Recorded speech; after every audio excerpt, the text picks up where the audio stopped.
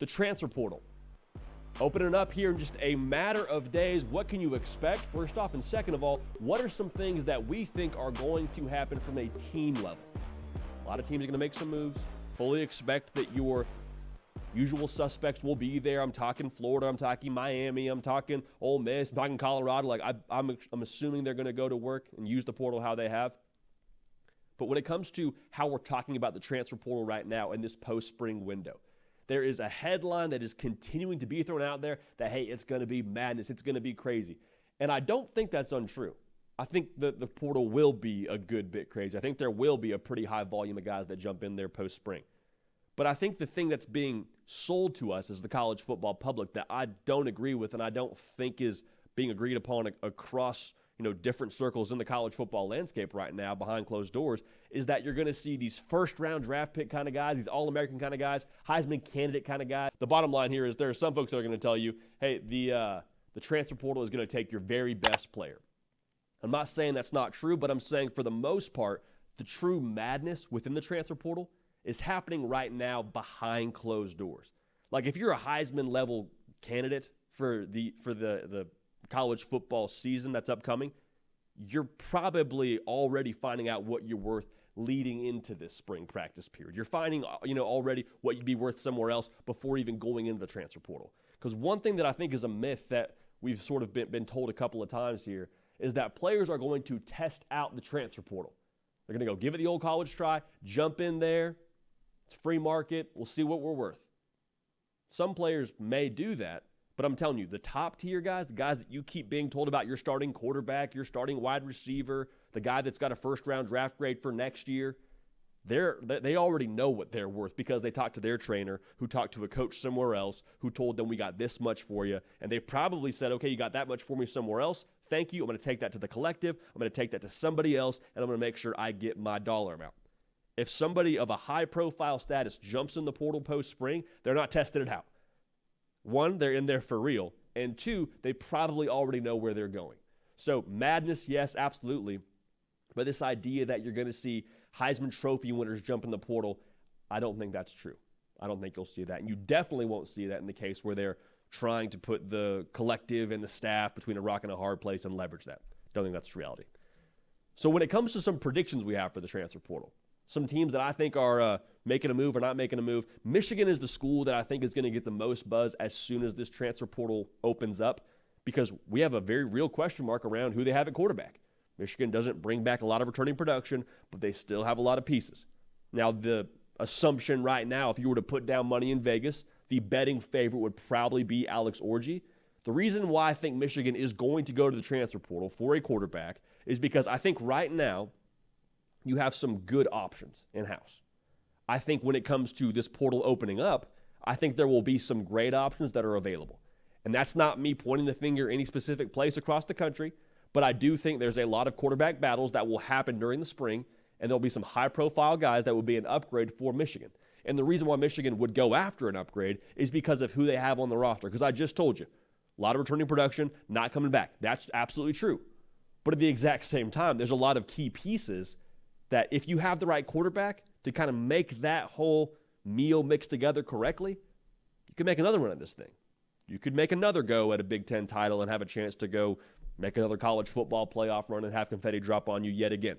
Colston Loveland, he's back. Defensively, you got some freak shows in Kenneth Grant. You got Will Johnson, like a lot of dudes on that side of the football to ultimately give Michigan a really good chance to do some exciting things in 2024. Now, what's going to happen in terms of who they go after? Anybody's guess, but I personally believe that they'll go after somebody when it comes to that spring portal window. Speaking of contenders from a season ago, Michigan beat Alabama to get to the national title game in the Rose Bowl. I think Alabama goes into attack mode in this post-spring window. And it's a pretty broad way to say it, but the portal did what the portal did to Alabama post-spring, or post-season rather. Some of it having to do with Nick Saban retiring, some of it having to do with just guys looking for other places to play. But I think when you look at Alabama and the way that they weren't able to retool their roster before spring has a lot to do with who they were able to pick from.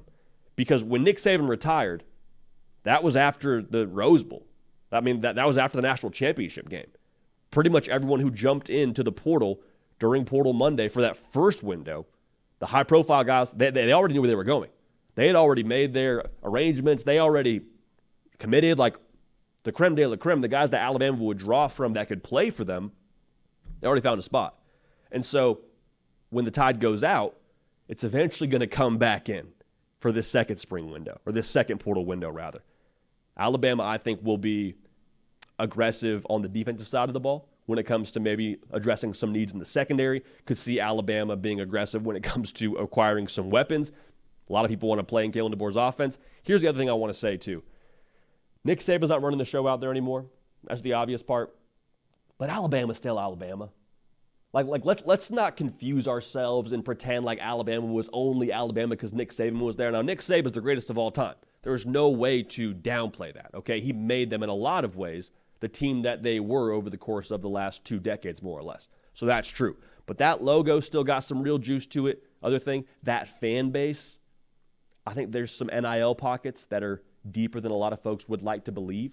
That care factor within that fan base, they're going to make sure those funds go to the right places, to the right players, to bring in the right talent.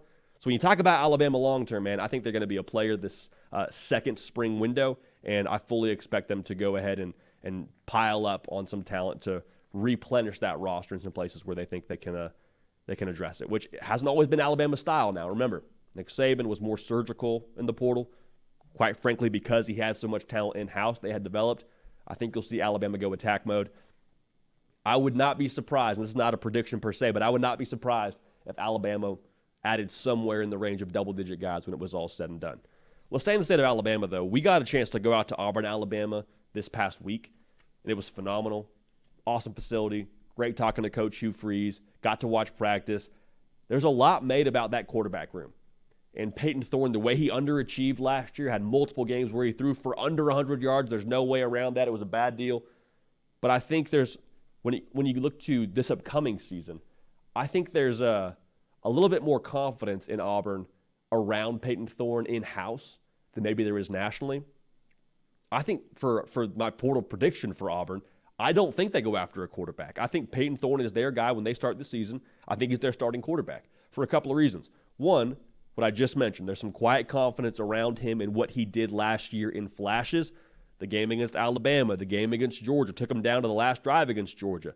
He wasn't on the field for 4th and 31. I mean, if you want to call a spade, Peyton Thorne in a lot of ways did enough to beat Alabama.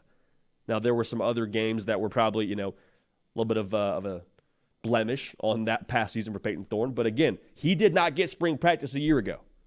The most fundamental, foundational practices to your season, your quarterback was not able to get those.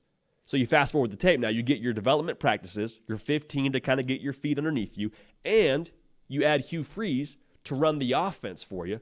That's massive. That's massive. There's a feeling like, hey, when Hugh Freeze was calling the offense for us a year ago against Georgia, against those crucial spots in our season, the offense had a different rhythm to it.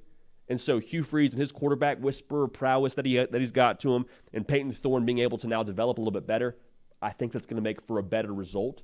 Also, I think they have some more weapons around him. Cam Coleman, you know how we feel about him if you've watched this show for any length of time. Think he's going to be a dude. It's also worth noting, I think Auburn probably feels a little bit like, hey, we tried that last year. We tried the post-spring quarterback ad last year, and guess what? Didn't really work.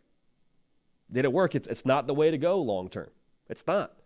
2 in the hand versus, or 1 in the hand versus 2 in the bush. We'll take the 1 in the hand. We got our guy Peyton Thorne. We're going to roll with him. And if they had gotten somebody via the portal, it would have been pre-spring. Saw their name pop up with guys like Cam Ward, Caden Salter from Liberty when he was in the portal for a hot minute. That made some sense, but I think they've chosen their path. They're committed to Peyton Thorne, and I'm excited to see what happens. LSU, I think they refill the defensive line. I think that we see them kind of restock the trenches. Mekhi Wingo, obviously a stud for them. He's gone. Mason Smith, he's gone. Brian Kelly understands what it takes to win in the SEC. And that's not me just saying that. I understand he's been there for 2 years, but guess what? He's got 2 double-digit win seasons, one of which he beat Alabama and made it to Atlanta for the SEC title game. So, guy knows how to coach football. Guy knows how to win football games. He understands it starts with those big boys up front. There's a reason why they got a new defensive staff, not defensive coordinator, defensive staff from what happened a season ago. I think Blake Baker is going to attract a lot of top talent. I think his defense is probably really fun to play in with how aggressive they like to be, kind of be the hammer, not the nail. LSU and that care factor they have in-house as well. I think there's going to be a lot of guys that will see an opportunity at LSU on the defensive line, say, yeah, you know what, maybe I do want to go to Baton Rouge and play for a logo like that at a place like that, and I have to imagine there's the resources in place for them to attract and add top talent. So it's going to be madness, no denying that, but will it be the same kind of madness that we're being sold it's going to be? I'm not buying it. I'm not buying it, but those are the teams that I think will make some moves or not make some moves, and the bottom line here is we get to watch it all unfold here in a matter of days.